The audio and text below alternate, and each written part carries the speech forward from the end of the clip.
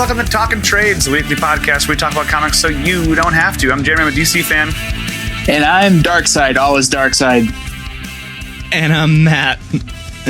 Oh my God. John, what a great way of leading into this episode. This week we're covering a Final Crisis. Yep, the last Crisis event DC ever released. You know, in hindsight, maybe we shouldn't have done this. Why do you say that? We'll get into it.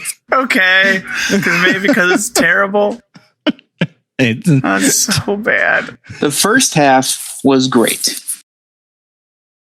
You know what, before we even get there, let's get into This Week in Geek. This Week in Geek.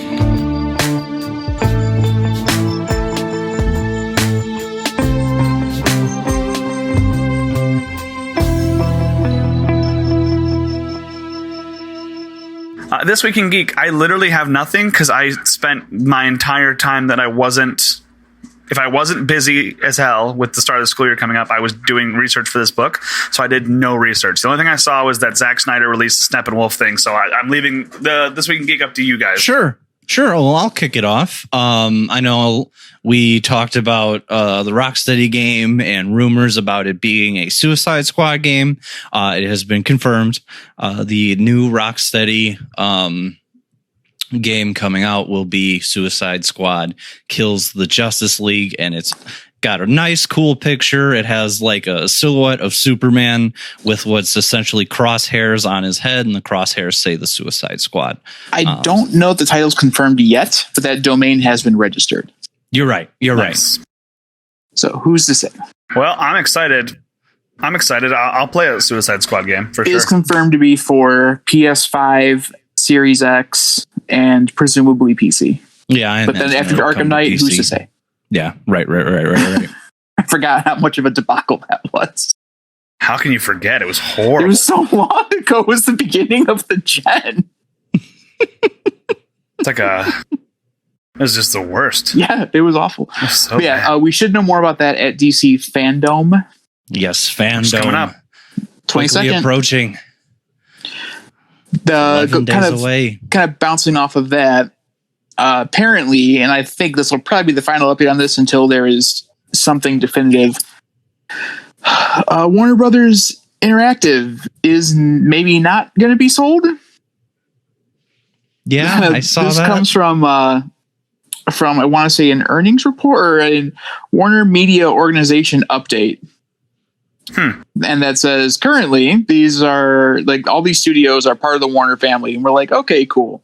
So Warner Brothers Interactive remains part of the studios and networks group, and that's verbatim. So I say until something actually happens, we just kind of let that news story rest. Yeah, because it's a lot of back and forth, and nothing happened, and nothing might happen. Yeah, I agree. Kind of going off of that with WB and like DC and sales. DC had a massive layoff over this week. Yeah. To the point where Dan DiDio was fired. Dan DiDio, one of the creators of Batman the Animated Series, which totally scrapped the DC 5G event, the 5 Generations event.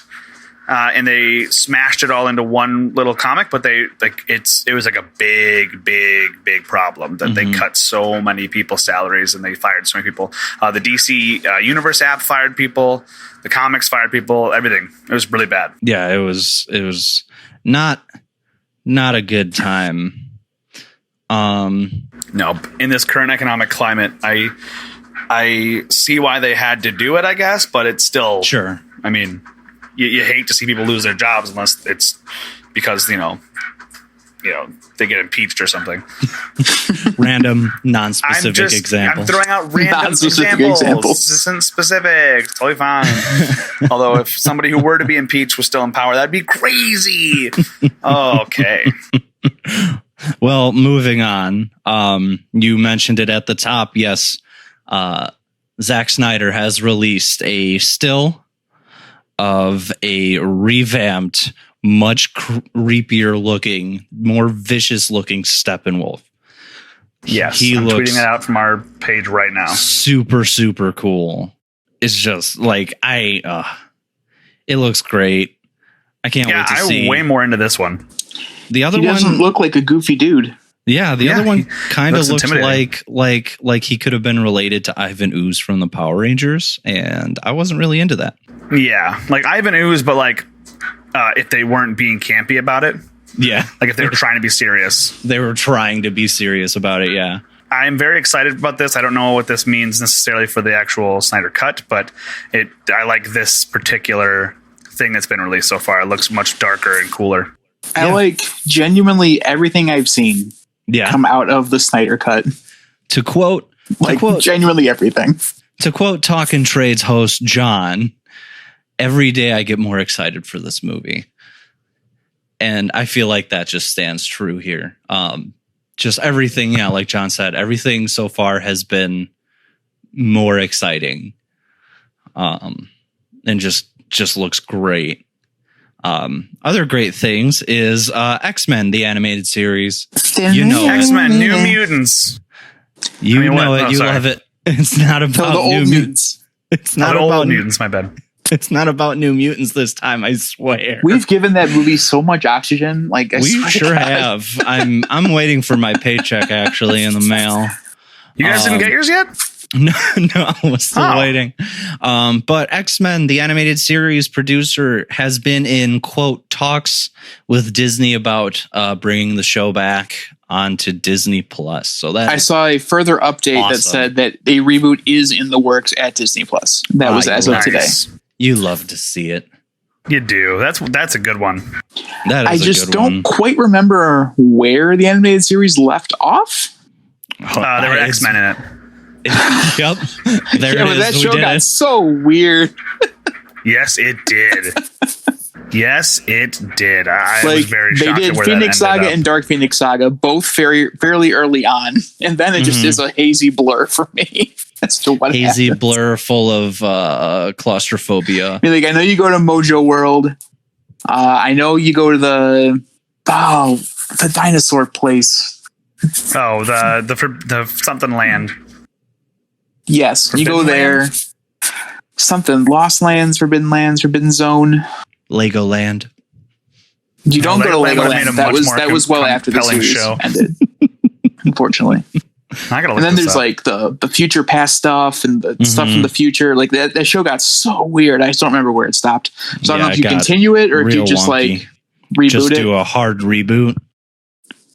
Or you can do like a reboot from a certain time that everyone liked the show before it fell off. Savage Lands. Savage Lands. So you could do that. I don't know. We'll see. Yeah. Good. Fun fact I learned about the X-Men animated series: they had to change Morph's name to Morph from Changeling. Legal made them do Why? it because so in X-Men comics, Changeling was a mutant, but much more recently, DC in their comics had a character Changeling. So when they went to production, they're like, "Hey, we gotta change this guy's name." So they changed That's it to cool. Morph. Fun little factoid. Yeah. Fun little factoid on this episode that's going to be miserable and long. Who's to say? said that? Who's to say? All I know is the most fun we've had on an episode was Convergence, and this one feels like it was crazier than Convergence. So Yeah, and I wasn't even there for Convergence. So. Nothing That's came out right. of left field as hard as Warlord, I will say. that's true. That's true. Even Anthro, the cave boy, wasn't as crazy as Warlord. Oh man, cheese and rice. But continuing, What else we got? Umbrella Academy. I just finished it a few days ago. Fantastic. Absolutely recommend it. I meant to sit down and watch one episode from where I was at. I watched the final 4. It just, it's so good. It jumps to number 1 on Parrot's TV charts, which is awesome. Nice. Yeah. So they were releasing the numbers for that now? Yeah. It says here on Netflix the was link. like super tight to the chest. They wouldn't release their numbers. Link says here the series had 121.7 times the demand of the Average series. while demand for the Wow. show rose 154% from the previous week. when it was number 2. Good for that show, man. That's awesome. It's excellent. Yes. It's so good. It is. It is also to a watch it. wild divergence from the comics. Oh, absolutely. But it's very good. Very, very good in its own Yeah, right. it's really well done. So good. I need to watch Next week? it. I will do that. Yeah. Well, you're gonna have to watch it. And then I don't have Sunday, to. I don't mind spoilers. well, spoilers, there's no Gerard Way cover at the end of the season. I heard Nope. you texted the group Maybe chat. second. So New York Comic-Con 2020, Sunday, as of Sunday, they said, hey, yeah, we're still going to have a con. And then Which is today, stupid. or Tuesday, they're like, yeah, guys, Tuesday no, we're not the doing 11th. that. We're not doing that. Well, why would I don't Just understand how kidding. they could have even thought that it would have been a go ahead. That's a terrible idea. There's no So way. I think part of it's on the back end, or I feel tax wise, if the city cancels you, it's better for your back end than if you cancel yourself. Sure. So I think it's something, it's like a game of chicken to a degree. Mhm. Okay. I don't know though, but I think that is the only thing I can think of is that they're trying to not lose a ton of money, just a Right. half ton of money. Yeah. Of money, if you will. Mhm, mhm, mhm. Yes, that. Wasn't a good joke. We're gonna let it move on. What's is that all the news? Is there more news? That is it for our This Week in Geek. But it's not it for the segment before the podcast. Because we got to open this box. You're right. So This is what? episode 100. Yes. This is episode 100, guys. We forgot to mention that in the beginning because John had The made it best funny. possible lead-in for this episode. You're welcome. dark-sided the heck out of us. I'm looking at this right now. And all time, we have... we just broke 12,000 plays. 12,003 listens all time. We are... Our biggest year was 2018. 2019 was also very big, and we are on track to beat that year. So thank you to anybody who's listened to even one episode of this podcast. Thank you to any crazy people who've listened to multiple episodes, and I don't know why you're still here for people who have subscribed, but I appreciate you. Yeah. And you know, this was something that John and I wanted to do, more than 5 years ago now. And it's been our baby and we loved it. And when Matt came in, it just like made things better. And we've just been having a great time, the three of us hanging out. And that's the whole reason that we started this podcast, was an excuse to hang out and talk about comics on a weekly basis. And we've lost a lot of money on this podcast, but I don't regret a single cent of that or a single second of my time. No. I have loved doing this podcast with you guys. It has been super fun. I've enjoyed it. I've enjoyed being a part of it for the short bit that I've been. It's helped with my recording chops and stuff, which has been good. And then you guys made me full time, which was super duper. Yeah. Yeah. Your turn, John. Be mushy. It's just a weird time, man. But sincere congratulations. This is largely us just talking because we love to hear ourselves talk about It's comics. talking trades. Thank you very much for your continued support. For some reason, we're just here talking, Yeah, I don't get it. But I'm happy you're here. trying to Maybe make we're- funnies. Maybe we're funny or something. I don't know. I don't think so. But to celebrate this, Matt, like a month ago? Got Something like that. It's an audio podcast, so you can't see it. But we have a box here in front of me, and the box has something in it, and I don't know what it is. But Matt said it was not to be opened until recording of episode 100.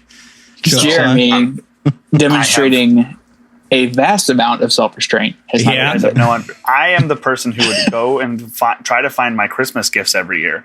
And to have the Christmas gift sitting in front of me was incredibly difficult not to open it. So I'm going to open it right now. We're going to see what it says. Joke's on Matt. you. It's the anti-life equation. Oh, God. No. You know what? You did know we were going to do Final Crisis for this episode the whole time. So it's very possible you did that. All right. What do we got? Oh. It's friend of the show, Patty Jenkins. Oh my God, she's here.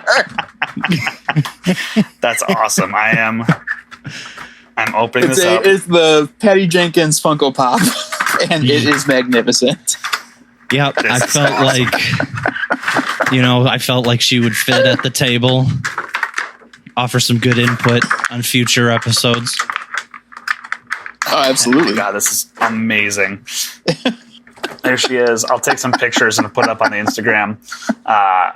But my God, I mean, she's got good hair. She's dressed impeccably. So she looks like she's one of the few female Funko Pops who can stand and not fall down, which I'm very excited about. She does come with a little plastic base, but that means nothing. Yeah. I mean, she looks pretty great on her little plastic base. So I will take some pictures of that. But welcome to the show, friend of the show, Patty Jenkins. We're so excited to finally get her on. So she'll be joining us for literally every episode from now on. Welcome to the show, friend of the show, Patty Jenkins.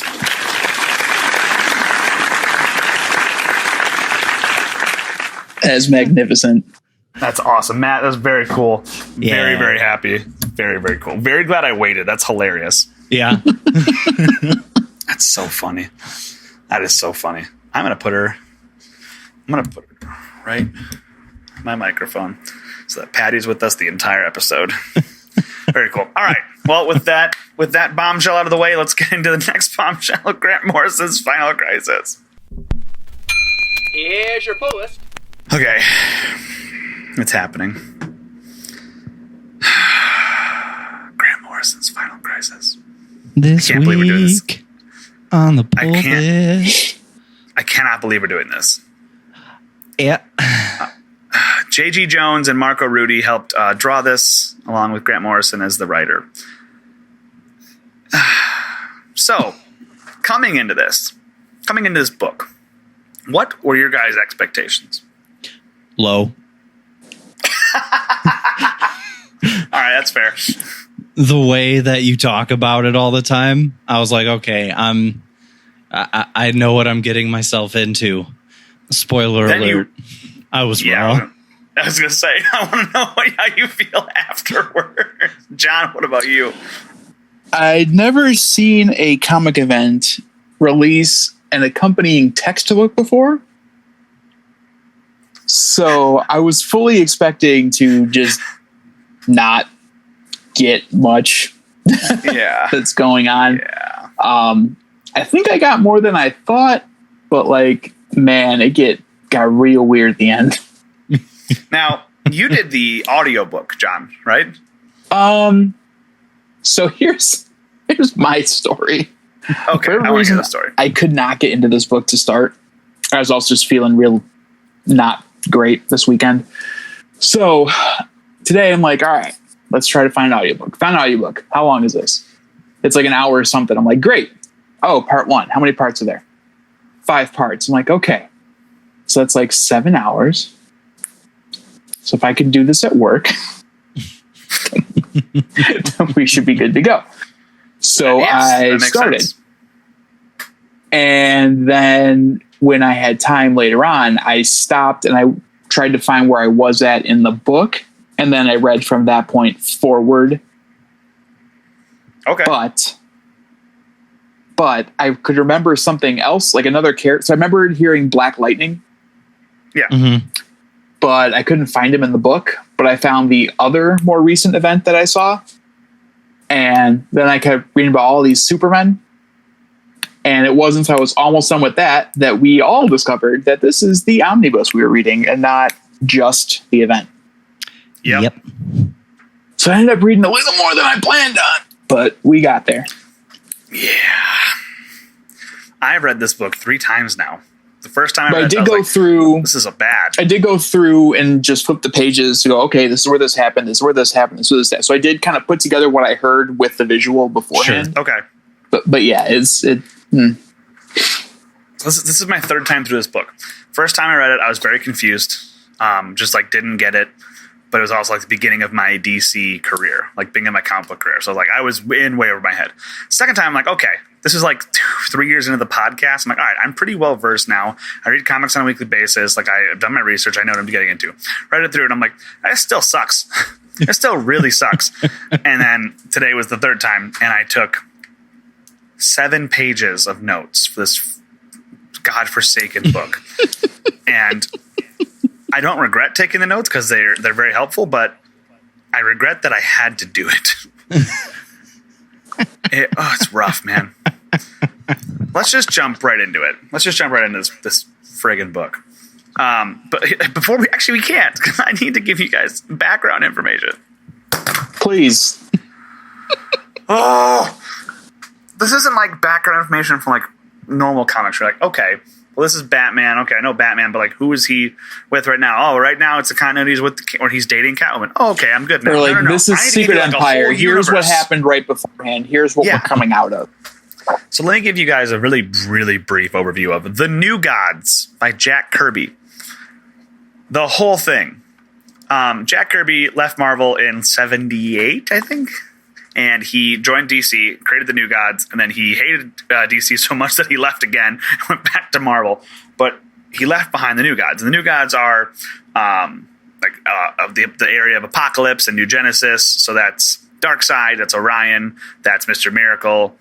When things like that. About did that happen? Like 60s, 70s? 70s. 70s? Yeah, the New Gods were the 70s, I believe. Let me get the exact date. And I can actually have all their names, just in case we need them. The first New Gods were created in 71. Okay. The release was 71. So Jack Kirby wrote and drew them. And the New Gods themselves have a really cool story, but they were intended to be only in the DC canon technically. They were intended to be their own separate thing and never cross over with the DC canon. Ever, never, ever. That obviously didn't happen. He left before the book was finished and went back to Marvel. So they were like, you know what, we're going to use this and we're going to put it in the DC universe. And now, like, Darkseid is synonymous with like Superman and stuff like that. Sure. So it is what it is. I'm sure it's not Jack Kirby's initial idea, but the New Gods are really cool characters, and there's some really, really good stories in there that are worth checking out. And I'm glad that they were created. That being said, before this book happened, all of the New Gods were murdered. Or something. I don't know exactly, but they died. And all of their souls were transferred into some sort of mortal form here on the Keystone Earth. Like Marvel's Earth 616, DC's Earth Prime. That kind of thing. They said like what's the center of all life or all of creation or something like that. Yes, it is the keystone to all the entire multiverse. Without this Earth, the whole multiverse crumbles because, of course. So they're now somewhere on Earth. Most of them are. We also have that the multiverse was technically gone at this point. Or it was brought back just before this. The Infinite Crisis and the 52 event brought it back. But from 1986 and 1999, there was no multiverse. There was just the universe. And all the other stuff was just non-canon fun stories. That was right after the Crisis of Infinite Earths. So we have 86 to 99 is just one universe. Then the 52 event and Infinite Crisis brought it all the way back. New 52 made a whole new multiverse. Multiversity and Convergence brought it all back together, and now we're in Rebirth. Now we have a dark multiverse. Yes, so I found out that was something. Multiversity made... I had misread it when I was reading it originally. There's not a multiverse. There are multiverses. There's a group of multiverses over here. There's a group of multiverses over here. There's a group of multiverses over here called the Megaverse. Guess who wrote Multiversity, guys? Jack Kirby. Grant Morrison! The same guy who wrote this book. And that's not me slagging Grant Morrison. Grant Morrison's a phenomenal writer. But I think he was a little too excited about this particular book. And he's like, I've got so many cool ideas, and I'm going to do them all. And they're like, Grant, you don't have to do them all. No, I'm going to do them all! So that's where we're... Oh, and also Barry Allen's dead. He's been dead for 23 years at this point. Like dead. Like Bucky Barnes dead. Like was not in the universe. Or has he? Well, that's before this event, I mean. So that's where we're at. And we can now start the book. You sure? You got this beat? Yeah. We open up with Anthro, the cave boy. You know Anthro, the cave boy. Household name. I didn't even know the he cave had boy. a name. To be fair. Yeah. Anthro, the cave boy. He was actually a fairly big Like character anthropology. in Crisis on Infinite Earths. So like there was a little callback to that. And he's Sure. met with Metron. You guys know Metron. Oh yeah, big fan. The guy who sits in the chair. Yeah. He's a new god. He's essentially like the Watcher. He's a passive observer who has the entirety of knowledge, all the knowledge in ever. He reminded me of Prometheus from Myth, Sure, because he yes. gives him fire. Yes, that's his. He's very cocky. He likes himself a lot. He likes himself. At one point, Batman actually sits on the chair, the Mobius chair, and the chair is actually what grants him all the knowledge. And so Batman becomes a smug, insufferable character for an arc, and it's really entertaining. That'd be fun. Because you thought Batman was smug before. Anyway, I'm already digressing. Actually, I'm going to digress again because, John, I found out this cool little fact. During the Marvel DC crossover, Metron actually went to Darkseid and says, "Hey, you see that chick over there, Dark Phoenix?" And Darkseid says, "Yeah." And he goes, "She is a part of the anti-life equation." What? So canonically, the Dark Phoenix is part of the anti-life equation. That's the last fun I don't know fact you're exactly getting. what that means, but that's neat. Dude, it was 86. It was the Marvel crossover, and we got Dark Claw. I don't think anything makes sense. So we come across Dan Turpin, a private investigator, who is investigating the death of somebody who we find out to be Orion. Orion is the god of war and Darkseid's son in the New Gods universe. Jon Stewart also comes to investigate this. And while that's happening, they're like, "Oh, this is crazy. This is a dead god. How can you kill a god?" We don't know yet. So then Turpin takes some information over to. He's following up on missing kids because Green Lantern's like, "I've got this." Jon Stewart's like, "I've got this. You go do your thing." So Turpin goes follow up with some leads. The lead, of course, being Renee Montoya. The Question.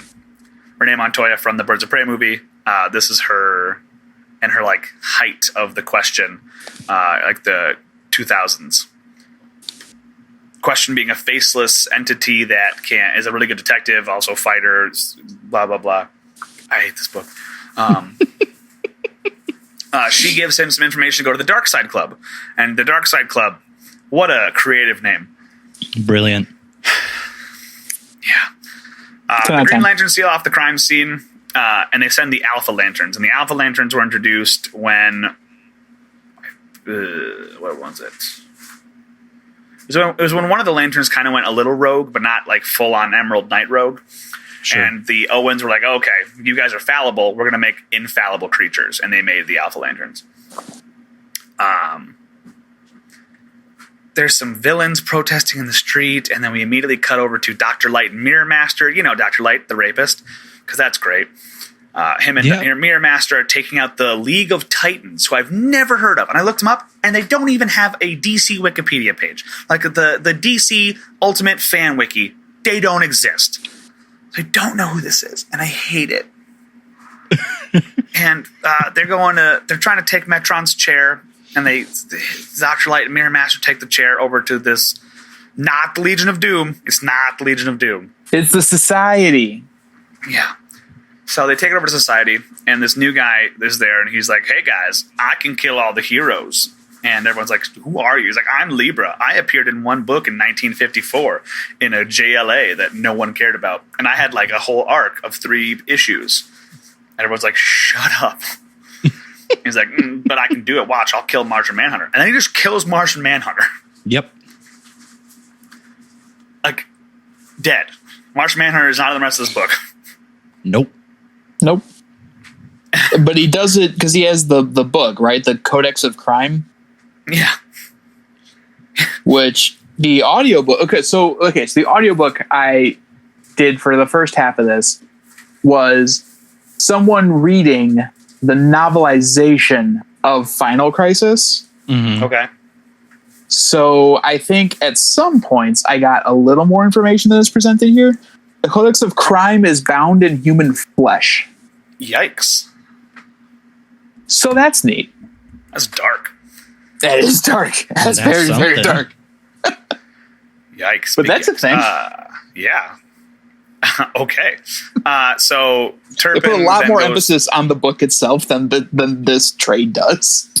Yeah, because this book, the trade does none. So No, I didn't even know about that. I just knew that might be one of those things where the novelization's like, hey, we're going to add detail they forgot to add. Yeah, Yeah. so in the novelization, he's like, "Hey, listen, I can do whatever you want. You want better powers? Whatever, you got it. Whatever you want, you got it. You just have to pledge allegiance and swear on the book of crime or the Codex of Crime." And Luther's like, "No, nah, man, we're good." So they That's put accurate. a much higher emphasis on the book itself in the novelization for whatever reason. Okay. All right. Hey, whatever. Just trying to fill out where I can fill out because there's not absolutely. much of that coming. Yeah, if at any point I'm talking too much, just mute, do something. I don't know. Tell me to shut up. I'll shut up. But there's a lot. There's just a lot in this book, man. So Turpin eventually gets to the Dark Side Club, and he meets none other than Darkseid. Oh, what? That's crazy. But Darkseid's in a human body, and the body is breaking in down. the book's defense, there's no one named Hellfire at the Hellfire Club. Just throwing it out. Right. But this club didn't exist until Darkseid took over the gangster. Right. That's why it's stupid. But it's all, but that thing I can handle. Like, that's fine. That's funny stupid. That's comic book stupid. He gets there, and they're like, hey, these bodies break down a lot, so we're going to use yours. And Turpin's like, what? And then it cuts. He sees a bunch of little kids who are anti-life equationed, and it cuts. In the anti-life equation, Matt, do you want to explain the anti-life equation? Because I've been talking nonstop. No, Oh, God. my brain Dark is Phoenix still is fried. part of it. There The you go. anti-life Dark equation Phoenix is a part is- of it. Darkseid found a way. The anti-life equation is the way to remove all free will from a living creature. The ability to choose no longer exists for that person. Yeah, they do whatever he says. Yep. It's insane. Okay, and then the monitors are the monitors. I didn't talk about the damn monitors.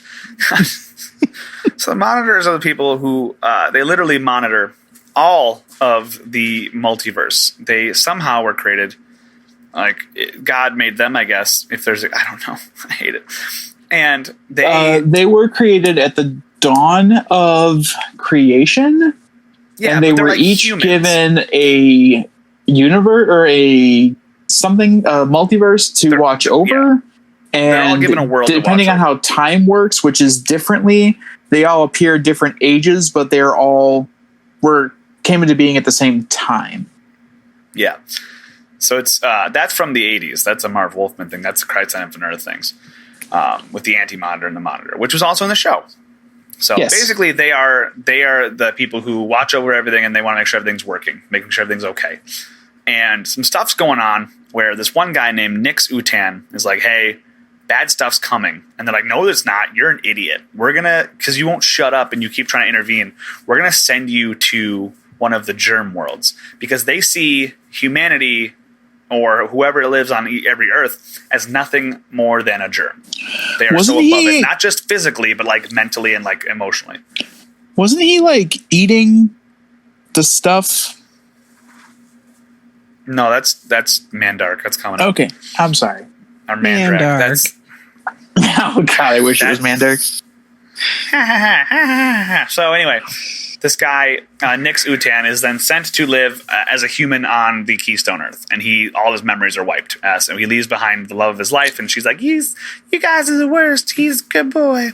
And this has like never been done before. It's highly controversial. Yeah, it's very bad. The issue ends with we cut back to Anthro the Cave Boy putting some weird symbol on his face.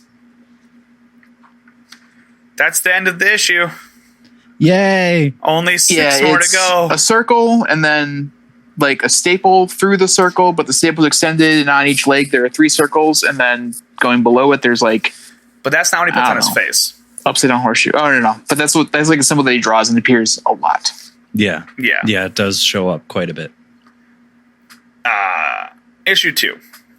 We show this guy named Super Sumo in Japan, and he's like fighting in a bar, and then Mr. Miracle walks up, but it doesn't look like the Mr. Miracle that I know, because the Mr. Miracle that I know is wearing like red and yellow and got a big green cape, and he looks very stupid. And his actual freaking name is Scott Free, and he's an escape artist.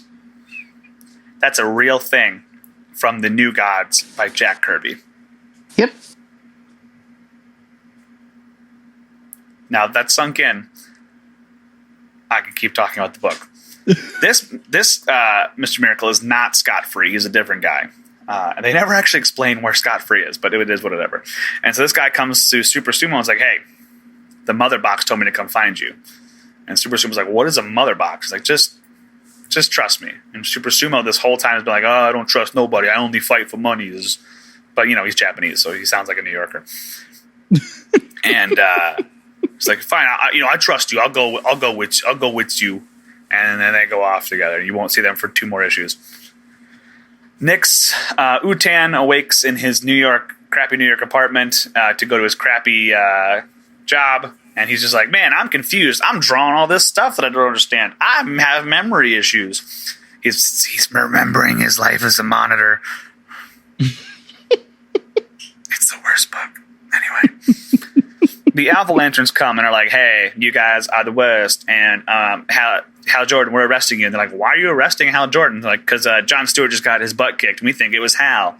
It's like, but that's not, no, it wasn't Hal. Why would Hal do that? Well, shut up. We're perfect. Because we have evidence. Didn't they also accuse Hal of killing Orion?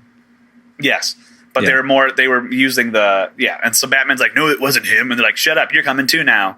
And as they disappear through the boom tube, because they have a boom tube, one of the Alpha Lanterns says, because first Stewart gets attacked investigating the crime scene. Right. Yeah, I was just kind of throwing it all together because we have 7 pages of notes. But hey, we can go step by step. And so Stewart gets attacked, then they arrest Hal. And as they're going through the boom tube to go back to Oa, the Alpha Lantern says, oh, this will be good for Granny Goodness. And you guys totally know who Granny Goodness is, don't you? Oh, yeah. They just say Granny. Yeah, they say Granny. Yeah. You find out later it's Granny Goodness. I've heard you name drop Granny Goodness, but I like Granny Goodness. She's a fun character. She's also one of the New Gods from Apocalypse. She's a bad guy. She's like really into like bondage torture, like really into it, and it's weird. And she's like a 95-year-old woman, but she's like super into bondage. And then we go to Bloodhaven, and Bloodhaven, Matt, is please God, someone else talk. Tell me about Bloodhaven. So Bloodhaven, or I believe it was actually revealed in one of the more recent issues of Nightwing that it's actually called Bloodhaven because of the umlauts. Oh, it's Blood? Yeah. Yeah. Oh. Because somebody called it the Blood, and Nightwing corrected him, which was funny. Oh. But that's funny. That's a nice little meta joke. I like that. Yeah, Bloodhaven is, well, it was a city, not a city anymore. No, it's not. It is ruins, and it's been essentially taken over.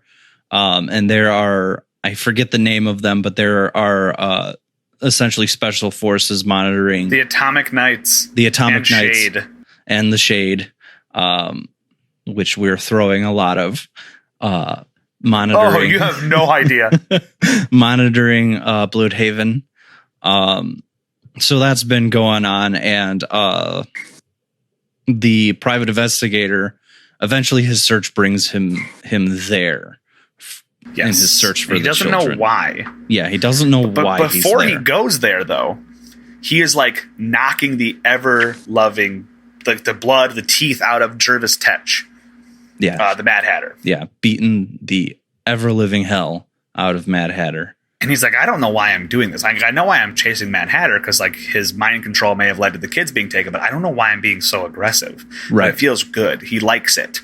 Mm-hmm. And when he gets to Bloodhaven, there's a reverend there, and the reverend's like, "Oh, hey, come on, it's you. Come here."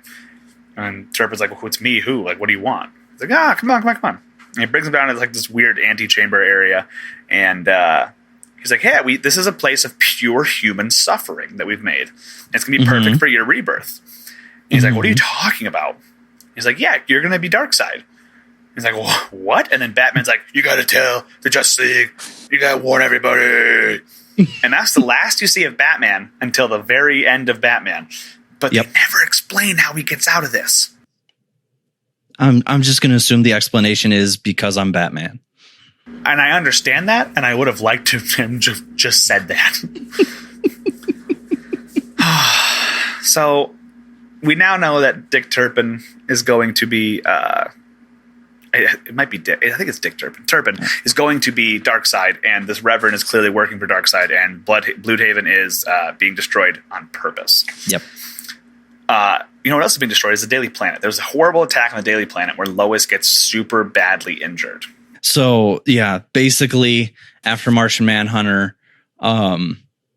Libra, after Martian Manhunter dies, Libra's like, you know, what else do you guys need me to do? And Lex Luthor's like, well, you know, you killed Martian Manhunter, great, but give me a call if you ever manage to actually hurt Superman.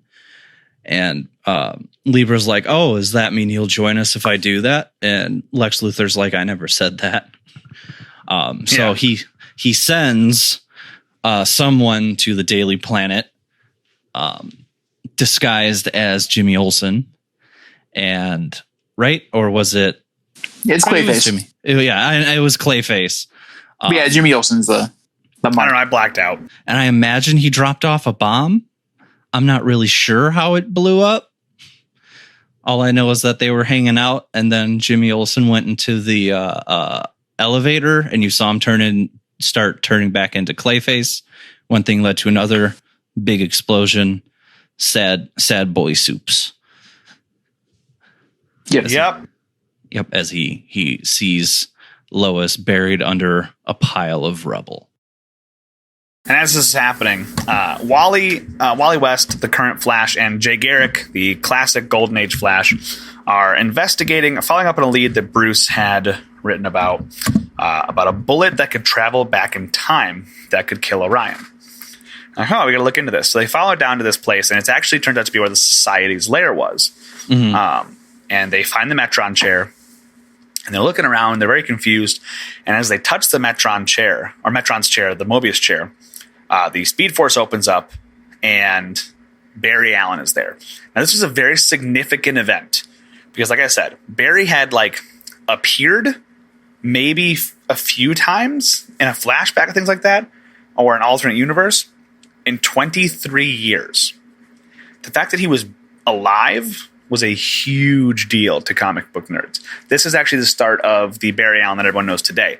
This is this is how Jeff Johns able to do the Rebirth and to do the new origin story and the Black Racer stuff. And this was the beginning of the new Flash. So he's alive. You know who else is alive? Frankenstein. Yep. Because Frankenstein and Shade. Now, Frankenstein Agent of Shade has been a thing for a while. So, this one wasn't that weird to me. It was weird the first time I read it, but it wasn't that weird this time. Mm-hmm. They go to the Darkseid Club. This was just for me. It was just like a sure, why not? Yeah. You got it. So you want to do. The Agents of Shade and Frankenstein go to the Darkseid Club. Renee Montoya, the question is also there, and they're both kind of investigating. They both kind of find some things, but it's very weird. There's why is there a mummified body? Who could have been behind this? Why are the words on the wall only able to be written in certain font? I don't know. I wrote down in my notes exactly this. They investigate. She slips away. Father Time? ? Confusing cryptic words? ? So then there's a Nazi Supergirl. Yep. And then Renee gets arrested and brought into Amanda Waller. Yep. So that's cool. The Nazi Supergirl, literally her only thing that she does in this book is crash land into Earth, I feel. I don't think she's in it for any more than that. She says a little German. Oh, excuse me. She does talk a little German. She got refrigerated. That's what they fridged her. Mm-hmm. That's what it is. And for those of you who don't know what fridging is, it's when you kill off a love interest to spark a character's story. John Wick is a very easy one to look at, where or Taken is an easy one, where the daughter literally gets taken, and that's the whole reason for the movie. John Wick, the dog, gets killed, and it's the last straw, and he has to go chase it. Phrygian comes from the term Phrygian comes from actually comic books, when Kyle Rayner's girlfriend was literally murdered and stuffed into a refrigerator. And he found her, and that sparked a story. And they're like, so this female character, it's basically the idea that female characters are only there to push along a male character's story. Mm-hmm. So Overgirl is fridged to push Overman's story here. The little bit of story that he gets. Yeah. So we cut back to the flashes. Jay and Wally are running with Barry away from a large black figure. The black figure is the Black Racer, the new god of death. And this guy's actually sick. Big fan of this guy. He just chases people forever, and then he kills them. But he never loses. He always kills people. He's gonna get you at some point. Mm-hmm. Jay, we're interspersed with the running and Jay telling them why they were running, and you find out that Jay Garrick was too old, so he kind of petered out on the run. But Barry and Wally kept running.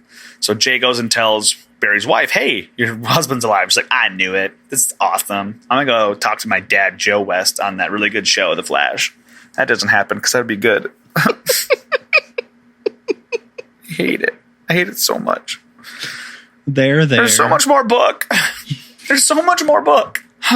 So then we literally go to the Legion of Doom. Literally go to the Legion of Doom headquarters. Yes. And Libra puts a helmet on a low-level criminal named the Human Flame, and he anti-life equations him. And Lex walks in. He's like, "Hey, so this is what's going to happen. So you should probably work with me." And Lex is like, "Okay, I guess. But I'm definitely going to outsmart you because you're freaking Libra, and I'm Lex Luthor." Mm-hmm, mm-hmm, mm-hmm. Lois is in the hospital, and someone says, "Hey, Superman, we need you." And he's like, "Wait, how do you know I'm Superman?" She's like, "Shh, it's fine. Shh." And that's a whole side story. And I can really briefly tell that side story if we want. Okay. I can tell that side story. Yeah. Oh, you know it, John? Good. Thank God. I read it because I didn't realize this was an omnibus till I was like almost finished. John, with it. Tell me about the side story that's really stupid about Mandrake. Okay. So this lady is like, "Hey, would you do anything to save Lois?" And he's like, "Yeah." This woman's name is Zillow Vala, by the way. Right, rolls right off the tongue. "Would you do anything to save Lois?" "Yes." "Anything?" "Yes." "Come with me. We have to go right now immediately and no time to explain." Okay. So they go to this crazy place where it's like just red. Just everything's red and barren, like a wasteland. And they're greeted by all sorts of Q-list characters. And they are in limbo. Actual factual limbo. The characters there, like, well, before that, everyone forgot about them. Before that, you find out that they're in a literal ship traveling through the arteries of the universe, the actual arteries of the universe, like blood and guts arteries. And she has assembled on her little ship all of the Supermen that she could find, including Ultraman, who is the bad guy Superman, the Nazi Superman, Captain Marvel from Earth 5, who is like the ultimate Shazam, and Overman's Captain Atom. Overman's the Nazi Superman. Ultraman is like the bad guy Superman. Right. Yeah. I said Ultraman, the Nazi. Oh, I thought Captain you meant Atom, Shazam. It's a lot of guys, and they're all working the ship. They're actually like controlling the ship. It's like Star Trek Bridge Crew with Superman. Yeah. Yep. And then they get to Limbo. And the thing with Limbo is it's Limbo. Nothing can happen in Limbo because it's Limbo. What I hated about this thing was it was just so like, we'll get there. So yeah, so all these other people, like, nothing happens to them. People are forgetting them. The longer they're there, you will even forget who you are. At one point, Shazam says his power word of Shazam and turns into, at this point, Frankie, not Billy. Then he kind of forgets his power word to turn back because he keeps forgetting what he is. Yeah. The Master of Merriment, is that his name? Merryman. He's just like a jester. He goes, "Here's what we got. We got a library with one book. He's like, well, I'd like to see it. He goes, hey, you can see it, but you can't read it because this one book contains all book and it's infinite pages. And all the stories are one story. How can someone read infinite pages? You can't. So then they read it. It's not explained well. So then they read it. And well, no, they don't want to read it. They want to give it to the ship because the ship has infinite memory. And if they put the book of infinite in the infinite memory ship, right, ship because infinity equals infinity. I forget. So then it could, yeah, obviously. So then it could find its own repair manual and fix itself because the ship's broken. That's why they're stranded in limbo. Yeah, I didn't pick up on everything with this. Maybe may have guessed. It's just so much. I get it, man. And then you get a little backstory in the monitors. That's where this comes in. And like the race, and there's like an apocalypse countdown, and it's reaching 0, and everything's ridiculous. And so they're able to decipher this infinite book. So Ultraman says, it was like, hey, this is definitive proof that evil triumphs in the end. So I'm going to take this book. I'm going to go everywhere, and I'm going to preach this book and just destroy everything. Because evil triumphs in the end. So who cares? Because not only am I evil, but I love evil. Mm-hmm. Turns out Zilovala is a vampire. Because of course she is.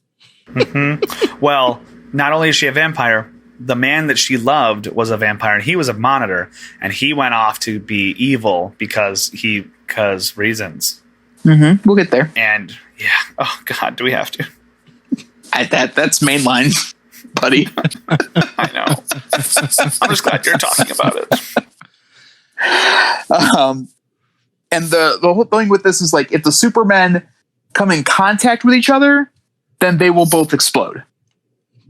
Yeah. So like they can't because they're from different universes. They touch themselves. I don't know if that's because they'll explode or because that'll be considered an event happening in limbo, and like that can't happen because it's impossible for an event to happen in limbo because limbo wouldn't be limbo. It's so needlessly pretentious and heady. Like, oh my God. Okay, so there's another Superman who looks like an alien, but like actually has blue skin. That's Captain Atom. That's a different guy. That's a different character entirely. The one who kind of looks like... I thought he was like, a Superman from like Earth 5. Yeah. He was the blue guy?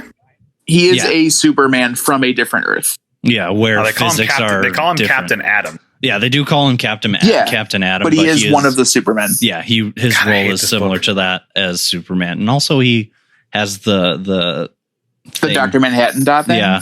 It's pretty cool. Which is like a definite like nod to, hey, we might do this in the future. Wouldn't that be neat? Wink, wink. Yeah.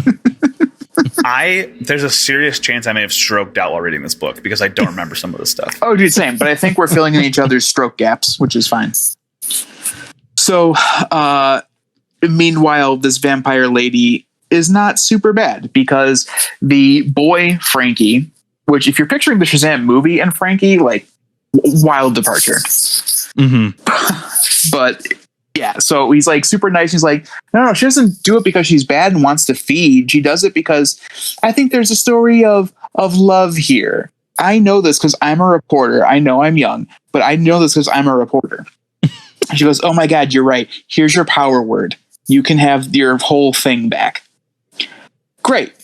So Ultraman and Superman are about to come to blows. Then Shazam appears between them to keep their distance. Then the Captain Atom comes in and is like, hey, listen, I'm going to speak a lot of scientific mumbo jumbo that doesn't really make any kind pseudo-scientific. It's not actual science. The words are scientific. The logic doesn't track. Yes, pseudoscience. It's what a lot of people in certain divisions of the government use. I mean, I don't know. Mm-hmm. And so this is where you come to terms that the monitors view other life. Wait, what's that? Hold on 1 second. What's that, Patty? This is bad storytelling? Oh, thank you. Thank you, Patty Jenkins. Fourth member of this podcast. She's fine. She's really strong. She's a strong, independent woman who don't. The monitors view the rest of life as germs. So far beneath them, they can't even possibly register. So he says, okay, here's the thing. Takes Ultraman in one hand, takes Superman in the other hand, he mushes them together. It's a big old boom. They all fuse into one larger than life No, Superman. that's not true. No. That was already built. That was already built. The monitors built that. One of the monitors built that and left it at the monitor's homeworld as like this will save us one day. And it was like a prophecy. It was a prophecy. It's like this is going to save us one day. Just wait.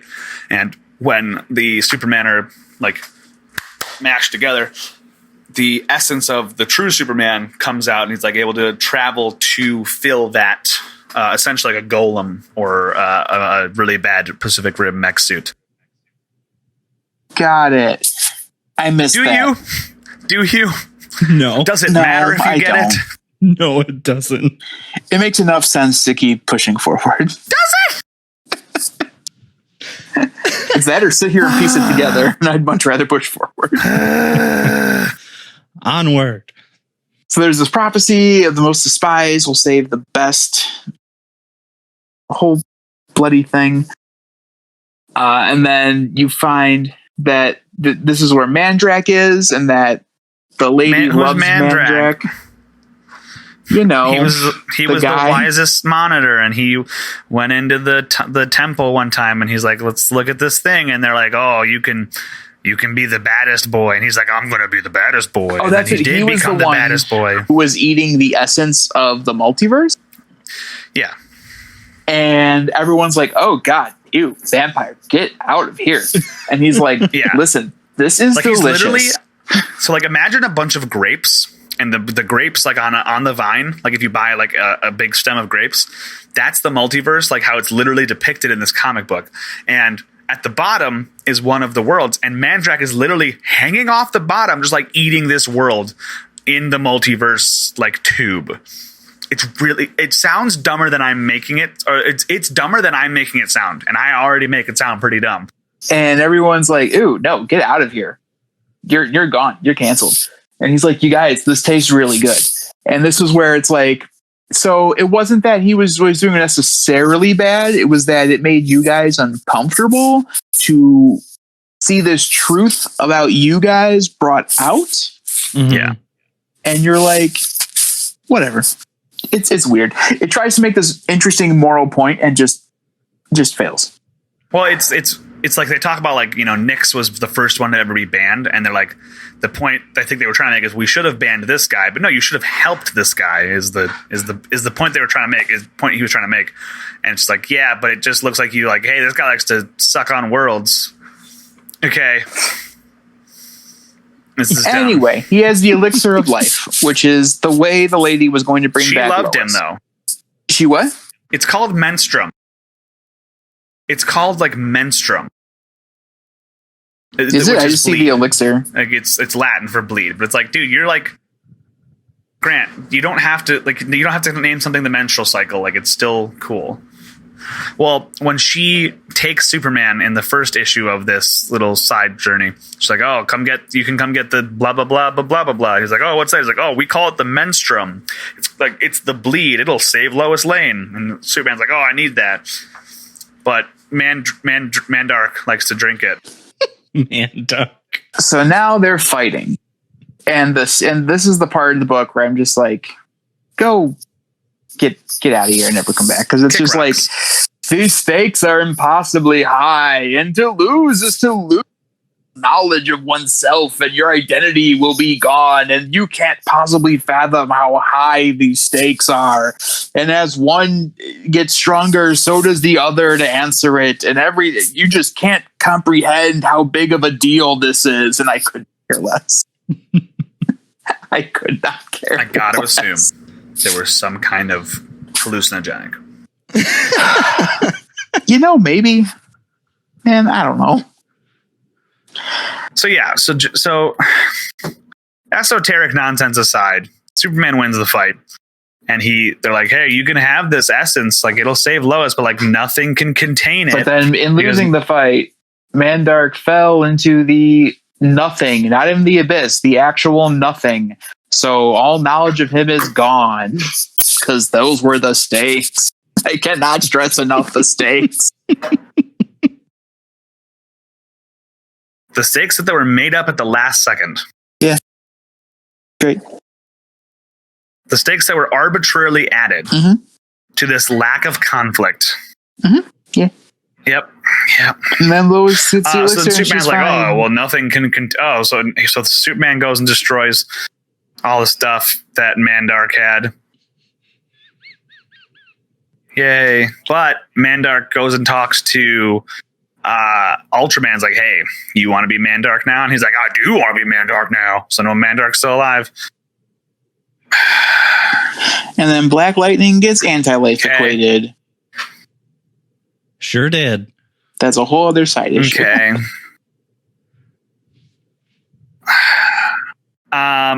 So that's the little side journey. Back to our regularly scheduled programming. Issue 4, technology bad. Sure is. So all the technology has been corrupted by Darkseid. How did this happen, you ask? At the end of issue 3, which I totally forgot to talk about because I'm so angry this is happening still. This guy whose name is... What is his name? He's a little butthead. I hate him. It's okay. McCory. Sure. McCory says, hey, Mr. Terrific, you're a A-list character. No, you're not. Send this corrupted file to Oracle because she is your only means of communication. That's why we killed Martian Manhunter. Isn't that cool? We had a plan the whole time. So, I'm not going to lie. The coolest thing and takeaway and something I'm totally going to steal for something else that I love in this book is the concept of an organization called Checkmate, where rank is by chess piece. That's not bad. I thought that was the coolest thing in the world. Because Mr. Terrific is currently serving as the White King of Checkmate. And I'm like, that's dope. Let's take a second here and let's talk about some of the good things this book does. Because there are good positives in this book. I like the New Gods. I do. I like the idea of Superman having to team up with other super characters. That story is just not told well. I like the idea where you have, and we're going to see Wonder Woman here in a second get taken away, but all the major characters get pulled away and you have to have all these other characters fill in to help. The Furies is another super cool thing that happened. Everything with Darkseid's very cool. The idea of the New Gods coming to Earth and having to take human form and then trying to rebirth themselves, that's an interesting idea. There's like 20 interesting ideas that got shoved into a gumbo that tastes like crap. At this time, had it been a long time since anything New Gods was released? Was it like a span of time? No. Specifically New Gods, yeah, they hadn't written a whole lot of New God stuff, but they had been incorporated pretty consistently. Like I said, like Darkseid's been a character. Like you guys had heard of Darkseid before this podcast. Like he had been on the Justice League Unlimited, like that. So stuff like that. I would say that they got a second resurgence again, right before this for sure. But there wasn't they've been gone. People were just I just don't care. Yeah, they had their fans, but they weren't they were not A-list, that's for sure. So this is, you're gonna care. Yes, this is Grant Morrison going, I like this, you're gonna like this. Which he does sometimes. Okay, so the tattooed man comes in. So we flash forward a little bit here. I think I missed that too, where the Flashes jump forward in time. Yeah. That was the end of issue 3 as well. The Flashes arrive to the very near future, a little bit more than a month ahead, and they see Wonder Woman and a bunch of other heroes and villains are now working for Darkseid as the Furies, which is what John brought up. And that's cool because Darkseid actually has Furies that were on Apocalypse that he had to make new ones here on Earth. So Wonder Woman is one of his Furies, which is super cool. It's Wonder Woman, it's Catwoman, Batwoman, and Gigantra. Yeah, Catwoman and then Batwoman. It's so a little bit in the future, the resistance is forming and towns are being destroyed, cities are being destroyed. The one beacon of hope is literally the Hall of Justice, which has a force field around it. And the Ray is able to travel through light and to do things like that. And he's also strong because he's got to be a superhero, right? So he flashes into the Hall of Justice and Green Arrow is there. And he's like, hey, what's going on here? He's like, oh, this is a new... Oh, I missed that too. That was actually cool too. The reason Green Arrow is here is because the Justice Society of America, the old school heroes, Alan Scott's Green Lantern, those guys, Dr. Fate, did a call out. It was like a draft, superhero draft. Article X is what it's called. So they bring in all the other superheroes who aren't main superheroes. And they are essentially running the resistance. And this is the Checkmate group. They're working alongside them. The Checkmate group is working in Switzerland, I believe. And so out of nowhere, the Ray jumps back into the resistance headquarters with a bad guy, the Tattooed Man. And Green Arrow's like, what are you doing? And he's like, hey, Black Lightning told me to do this. Like, and I trust Black Lightning. And Green Arrow's like, okay, I trust Black Lightning too. But like, what are you doing here, bad guy? He's like, hey, I'm not a bad guy. I'm just a guy who does bad things. I'm just drawn that way. Literally.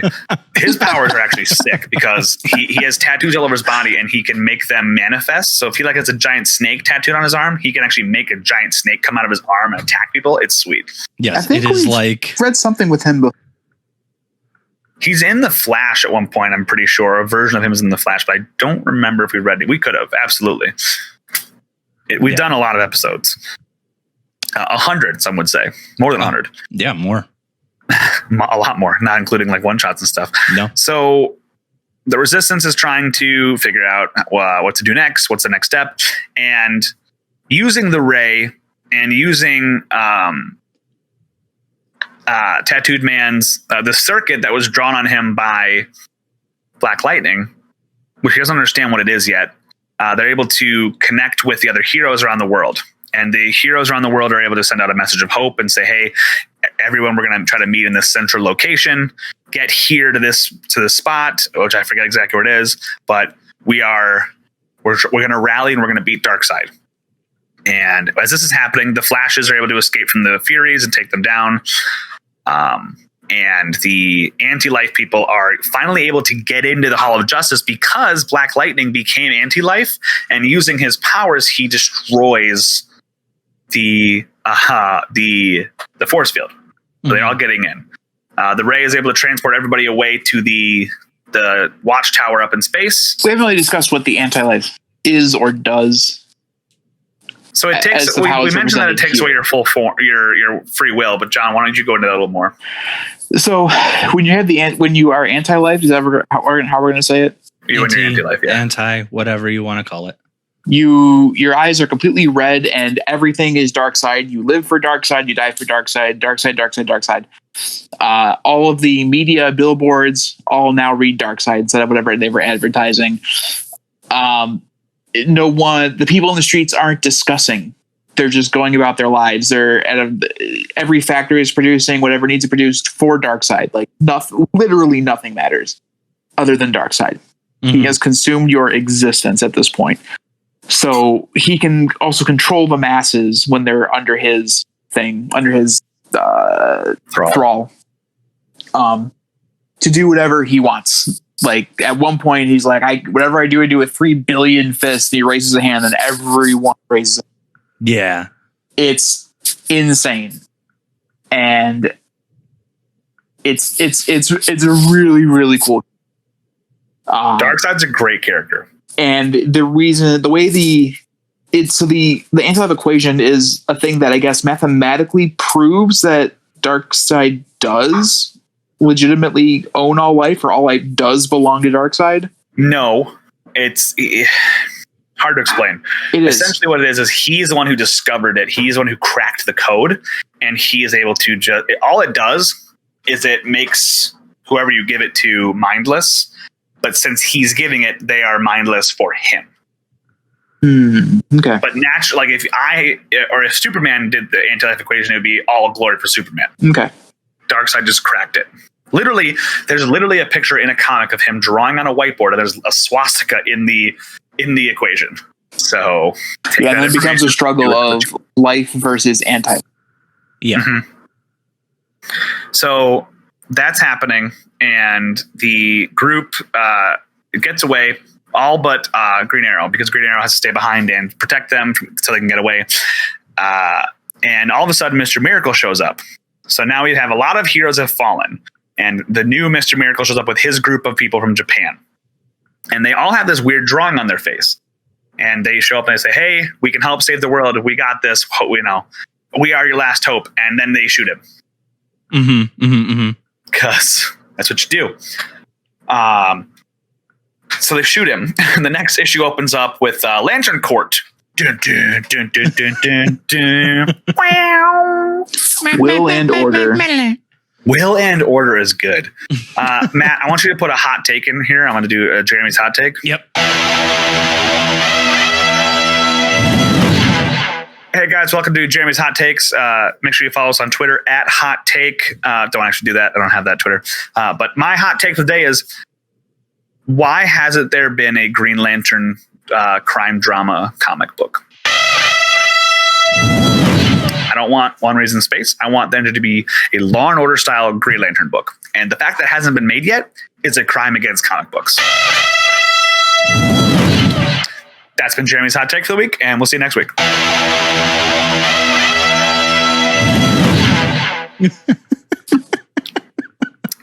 So at Green Lantern Court, everyone's like, hey, Hal Jordan, we don't think you did it. And the Owens are like, we think you did it. And they're like, no, we're the other Earth guys, and we think that she's actually dark side person. And she's like, what? That's crazy. I totally am, though.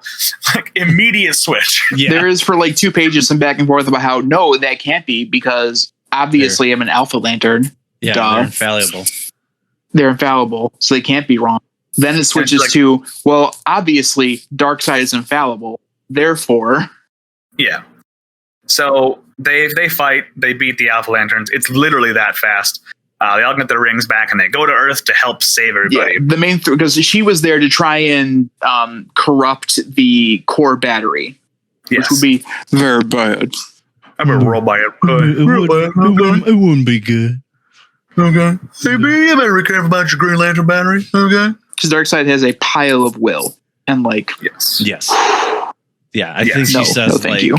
like Darkseid has like his will with that power. His will's like unmatched. Oodles and oodles. And they're like, that's not a unit of measurement. And she's like, I am a bad guy. it makes more sense than anything else in this book. Yes, it does. Speaking of not making sense, Renee Montoya is with Amanda Waller, and that goes somewhere, but I don't understand it, so I'm going to drop it for now. That's okay. Yeah. Darkseid is now fully back.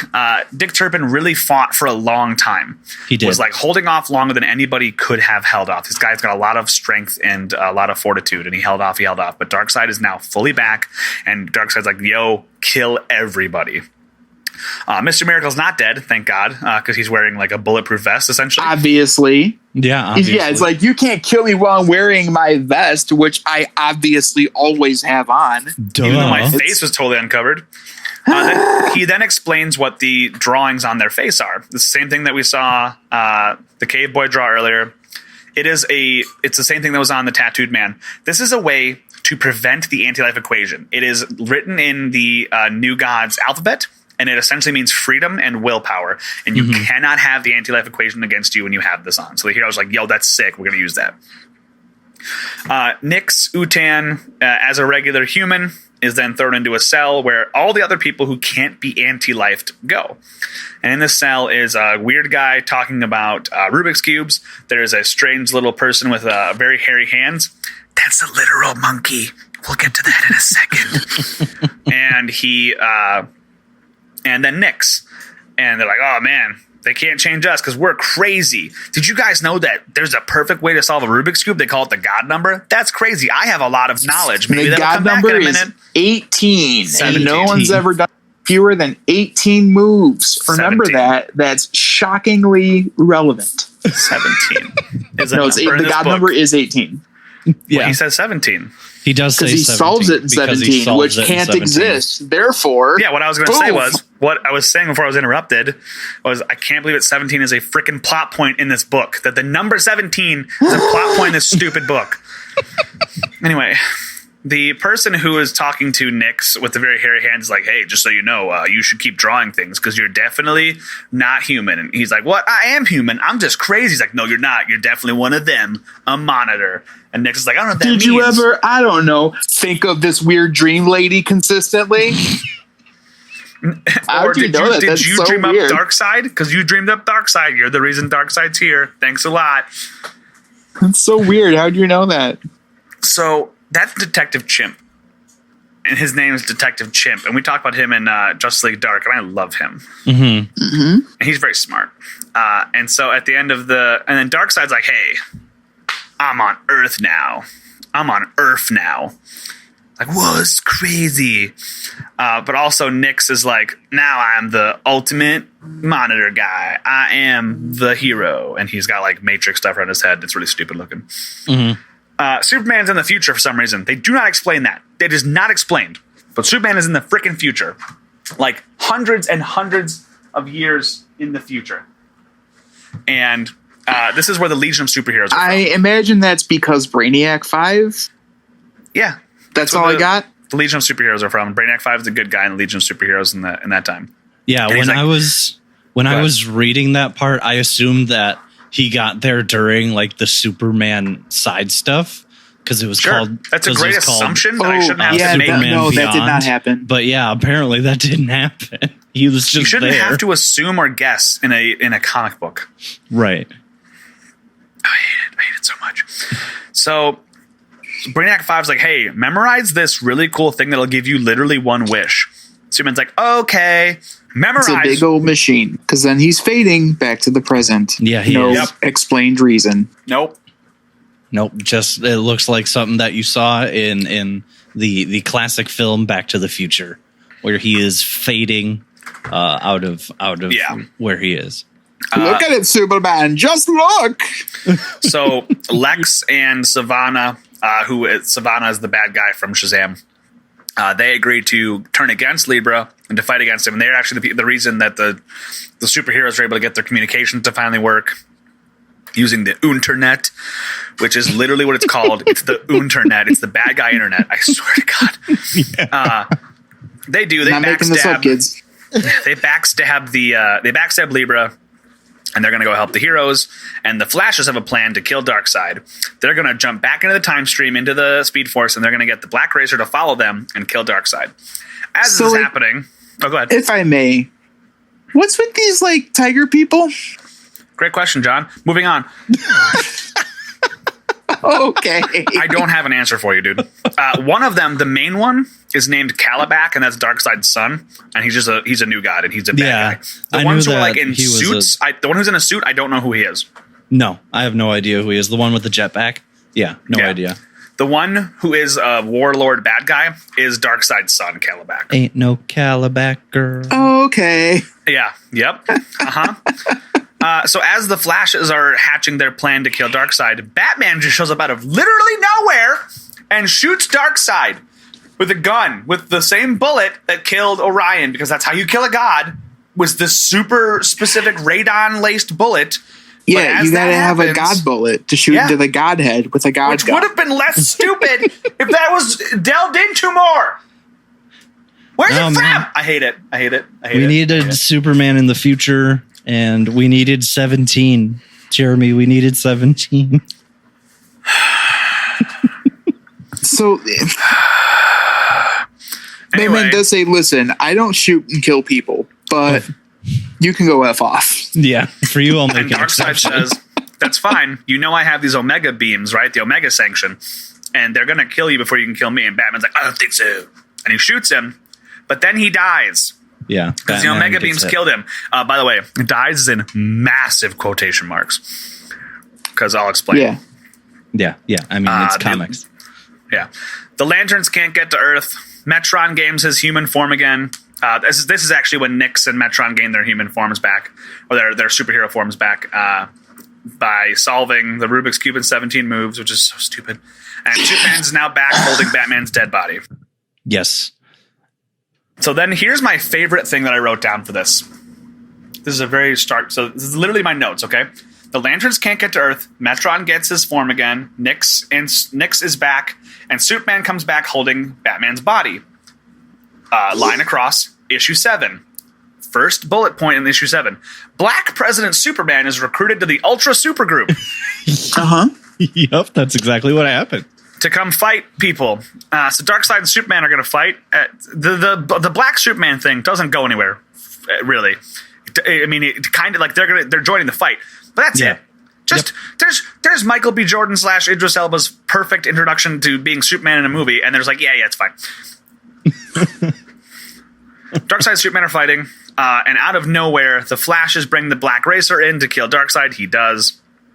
But as he's dying, the Earth is already like pretty much going to die. So everybody is working on a cure. Everyone's working on like a way to save it.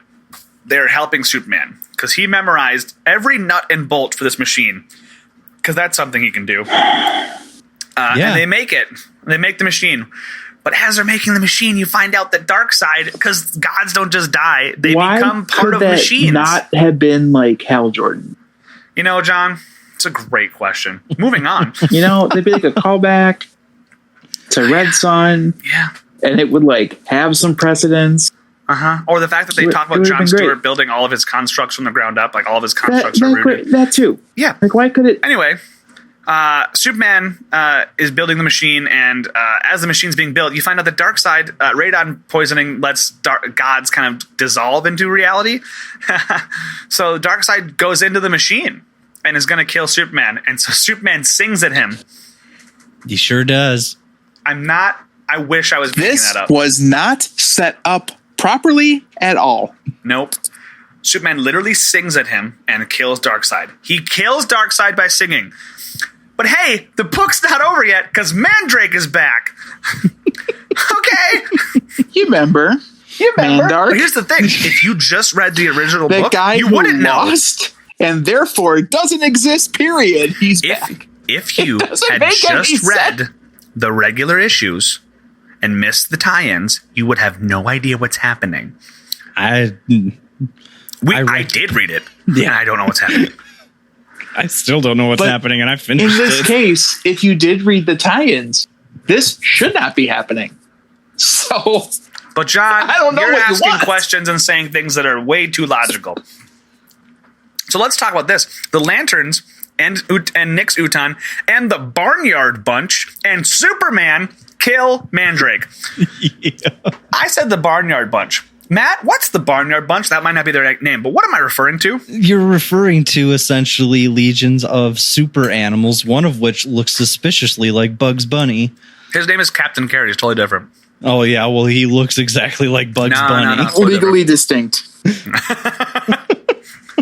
No, they own him. It's Warner Brothers. It's fine. Yeah, like same color of Bugs Bunny and everything. It looks like Bugs Bunny dressed up as Superman. So they beat Mandrake because he comes back for literally like 4 panels. The multiverse is saved. Superman finishes the machine. He powers it up. The Green Lanterns, their rings are all dying, but then they do the oath, and then their rings are back, I guess. Yeah. So they together form one huge, gigantic, quote-unquote, wooden stake to send through the vampire's heart. He's not actually a vampire, which is crazy. It would, if it's a construct. It's not a vampire, so who cares? I care. Why is it a stake? Here's the thing. If you stab a vampire through the heart, you kill it, right? If you stab anything through the heart, you're probably going to kill it. Brilliant. Anyway. Multiverse is saved because Superman makes a wish that saves everybody. Nix Utan doesn't want to be a monitor anymore. The new Genesis is back. We don't know what the wish was. But we do know because as Nix Utan is becoming just a regular human again, he says, "Oh, hey, girl that I love, who I remembered the whole time, and that's what saved me. I don't know. I love you." And she's like, "That's crazy. What was Superman's wish?" She's like, "It was for a happy ending." And then the book kind of ends. Wait. So this is back. Isn't this back in the Monitor world? Where they're all like monitors? It's like, So like you were the one, like you guided me here through my dreams. Like you brought me here. You were my whatever lifeline.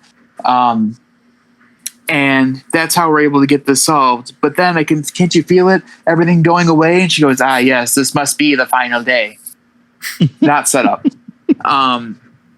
So the final crisis, it is ours because this is the end of our race. Is it? Close your eyes. Shh. Spoiler what alert, did Superman wish for? Best for everyone. A happy ending. He literally says that. And so it's over. But is it? No, because Batman's not dead. He was just sent back in time. Okay. Which, like, no, a jerk move. Well, no. Not only is it a jerk move, those freaking Omega beams have been proven to literally disintegrate people for 40 years of comics. That's what they do. They don't do anything else. That's what they do. For this one freaking book, all of a sudden, now they just displaced you in time like it's a weeping freaking angel. I'm so mad that we read this book. In my head, before I started reading, I was like, wait, so the Omega Beams are what send him back in time. Yeah, go ahead, John, ask a question. Buckle up. Do you think... Okay, so are the Omega Beams what send him back in time, or was Superman's wish what made it was Batman? The Omega Beams. You want to know how I know that? Because I've read the next little arc, which is actually pretty good. That's more than I've read. Not. The next arc is called The Return of Bruce Wayne, and it's Bruce Wayne going through different time periods. So he's a caveman, then he's a pirate, he's a cowboy. He goes to the future. It's actually pretty good. I remember you talking about that before. So Superman just wished for a generic happy ending. It sounds and like no specific action or thing to happen. That's a great question, John. Moving on. It sounds like, you know what it reminds me of is at the ending of Wayne's World, right? Where they go, let's just do the super mega happy ending. Yes. But that one is at least set up because they do 3 other endings before that. Yeah.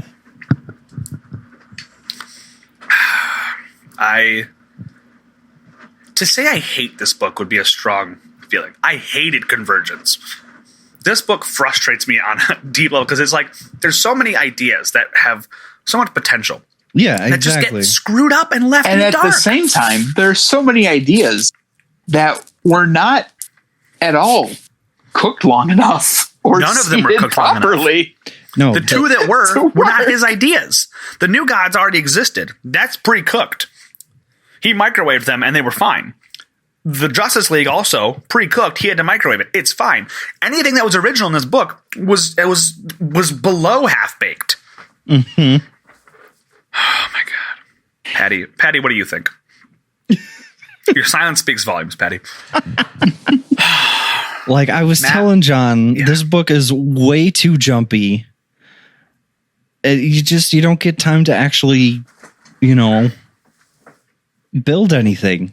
It just felt like he just was like they had a brainstorming board and they had all these different really interesting ideas, and he just goes, that one, I want to do that one, and then we're gonna go to that one, and Superman's in the future apparently. That doesn't get explained at all.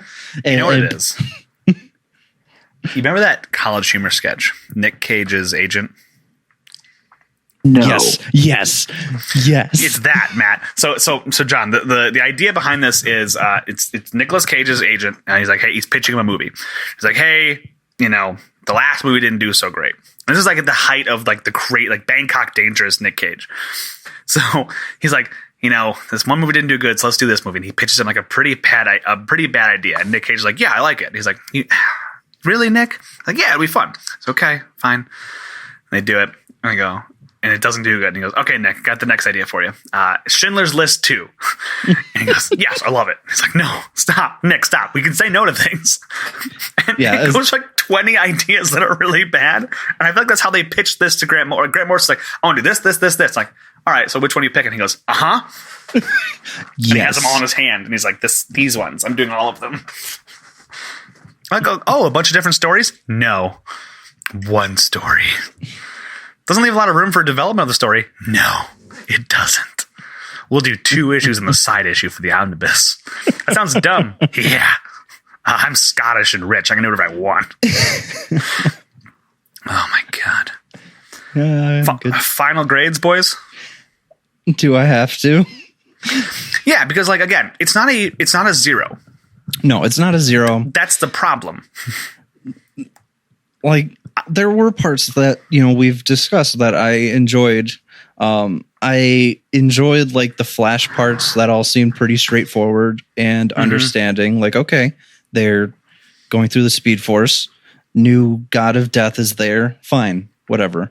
But there were also some things like, for example, Batman ending up going back in time, 17, that were just completely unnecessary. Like, It was unnecessary, but the 17 after coming out of the limbo thing where it's like, well, it can't be this way because it can't be this way. Like, it made more sense having read the Superman stuff. Right.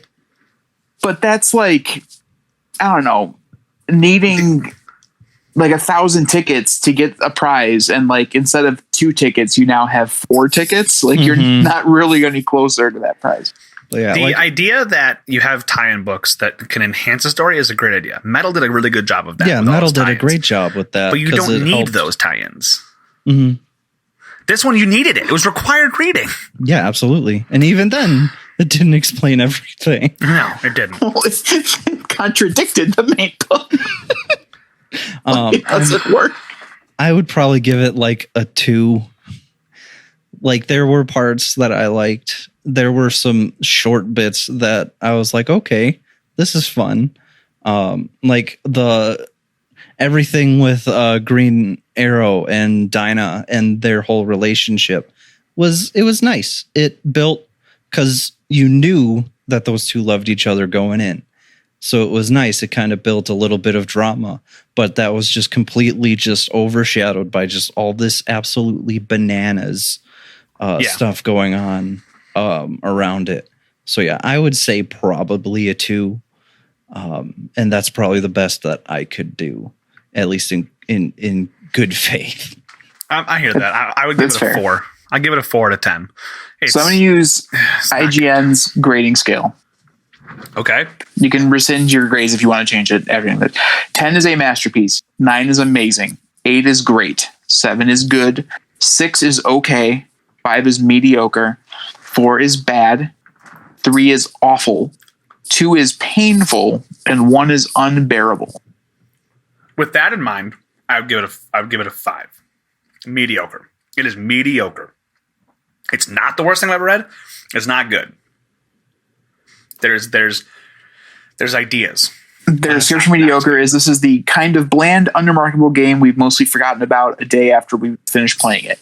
A mediocre game isn't something you should spend your time or money on if you consider either to be precious, but they'll pass the time if you have nothing better to do.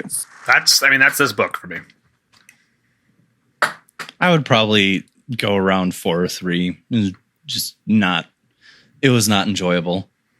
3 is you're welcome. We just saved you from making a terrible mistake by buying this collection of poorly executed, bad, or unoriginal ideas, or even playing it for free. While even a bad game generally has some bright spots, an awful one is consistently unenjoyable. What do you give it, John? Ah, man.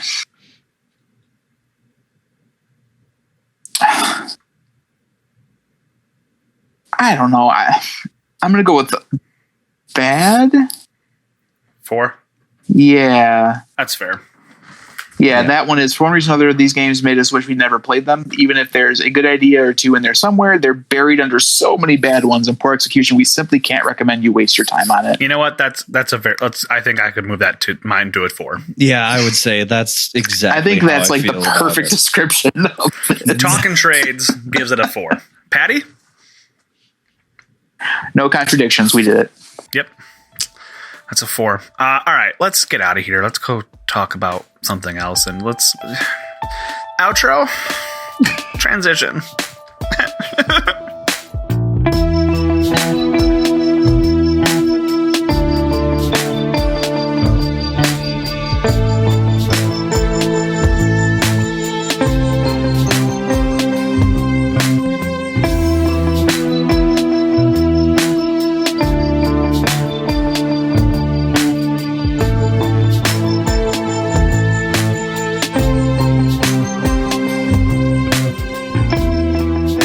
That's my will to live this week. John and Matt. Jeremy. What are we doing next week?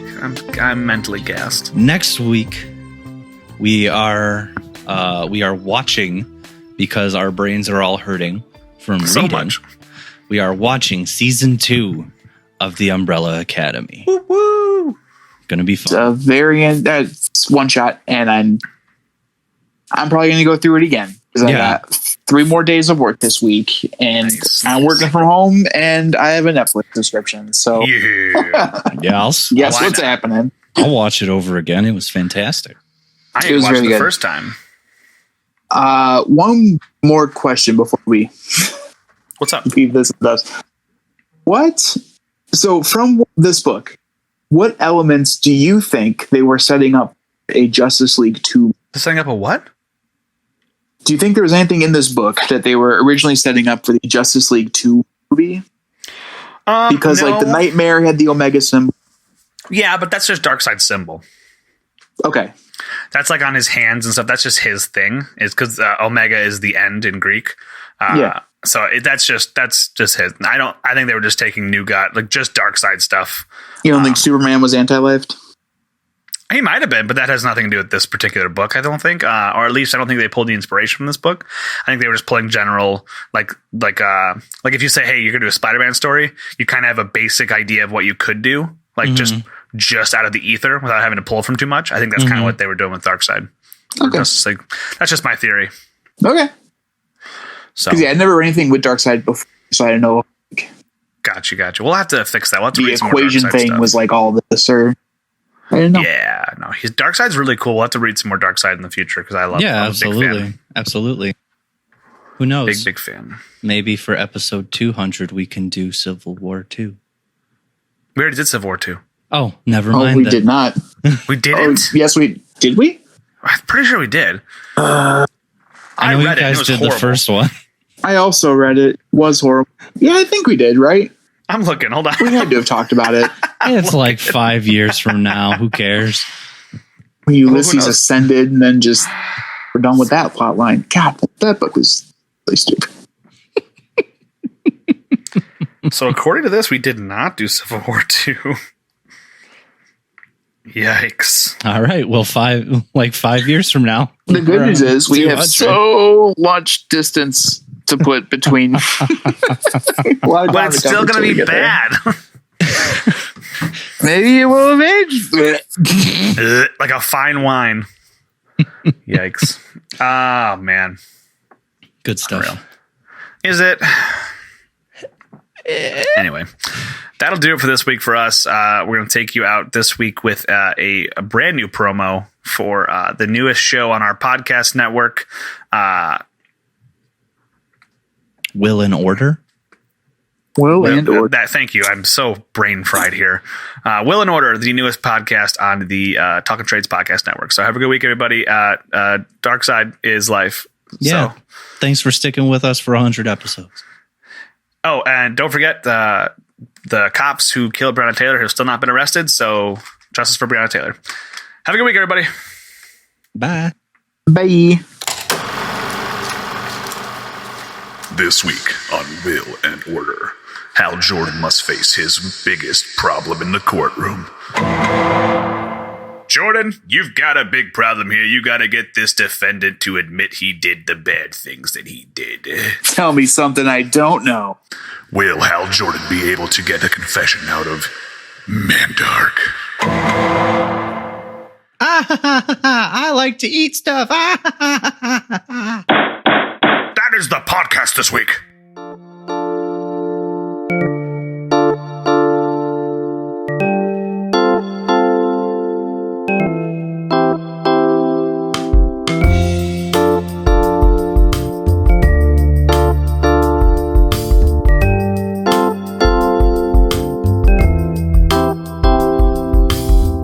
You can follow us on Twitter at Talking Trades. Follow Jeremy on Twitter at LizardKing27.